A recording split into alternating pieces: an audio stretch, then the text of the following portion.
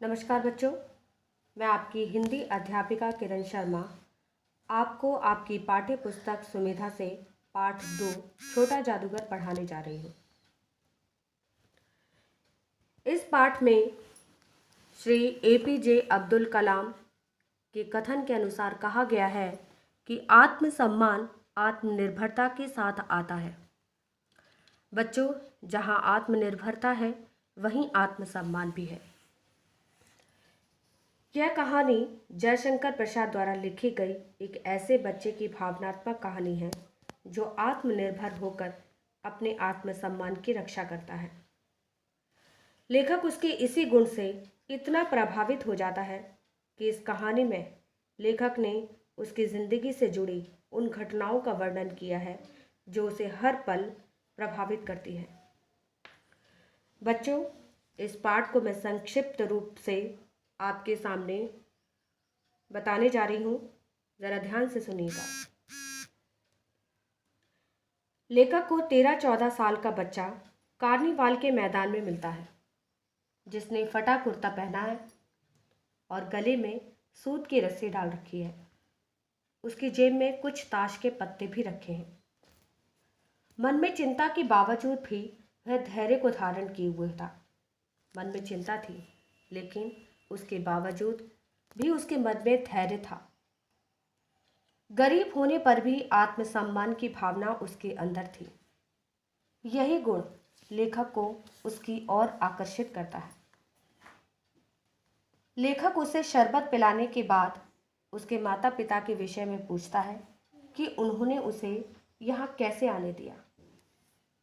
इस पर वह गर्व से अपने पिता के विषय में बताता है कि वह देश के लिए जेल में है और वह माँ के लिए उपयुक्त आहार ले सके, इसके लिए वह तमाशा दिखाने के लिए निकला है। लेखक के मन में विचार आता है कि जिसके पिता देश सेवा में जेल में है और बीमार माँ के इलाज की जिम्मेदारी को निभाने के लिए उसको गरीबी ने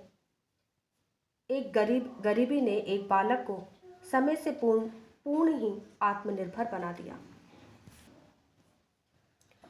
लेखक 12 टिकट लेकर उसे गेंद से खिलौने पर निशाना लगाने के लिए ले जाता है। वह पक्का निशानेबाज था और एक भी गेंद उसने खाली नहीं जाने दी। वह खिलौने लेकर लेखक से कहता है, बाबूजी, आपको तमाशा दिखाऊंगा, बाहर आइए, मैं चलता हूँ। लेखक ने मन ही मन सोचा कि मतलब निकल गया तो इतनी जल्दी आंख बदल ली। पान खाकर जब लेखक इधर उधर टहलता है, तब छोटा जादूगर उसे ऊपर से झूले पर बैठकर आवाज लगाता है। इसके पश्चात लेखक की छोटे जादूगर से मुलाकात कोलकाता के सुंदर बोटनिकल उद्यान में होती है।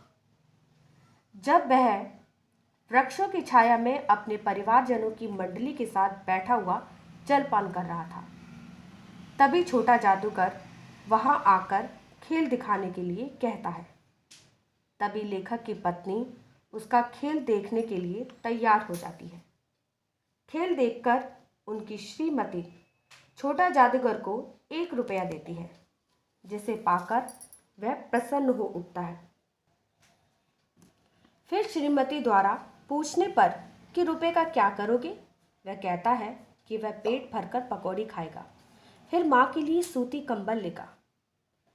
लेखक उसकी इस बात को सुनकर उसे स्वार्थी समझता है और उसके 1 रुपए पर उसके मन में ईर्ष्या का भाव उठने लगता है। फिर एक बार कोलकाता के उद्यान को देखने और छोटे जादूगर से मिलने की इच्छा करता हुआ लेखक को धूप में सड़क के किनारे खेल दिखाता हुआ जादूगर फिर मिलता है, परंतु उसकी वाणी में वह प्रसन्नता नहीं थी। खेल दिखाने के बाद लेखक के पूछने पर वह बताता है कि उसकी माँ की तबीयत ठीक नहीं है। लेखक के कहने पर वह उसके साथ गाड़ी में बैठकर कुछ ही मिनटों में झोपड़े के पास पहुंच जाता है। माँ माँ पुकारते ही जैसे ही छोटा जादूगर अपनी माँ के पास पहुंचता है, उसकी माँ के मुख से बेटा शब्द का बे निकल कर रह जाता है और उसके दुर्बल हाथ उठकर गिर जाते हैं। जादूगर उससे लिपट कर रोने लगता है और लेखक खड़ा देखता रह जाता है।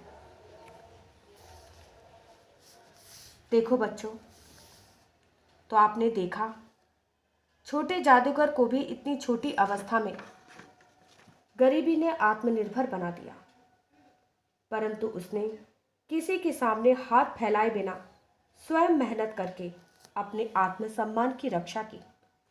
परंतु दुर्भाग्यवश वह अपनी मां को नहीं बचा पाया। ये थी छोटे जादूगर की एक छोटी सी कहानी।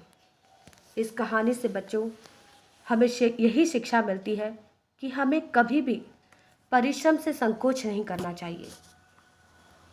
धन्यवाद बच्चों। अब हम अगले वीडियो में आपसे मुलाकात करेंगे।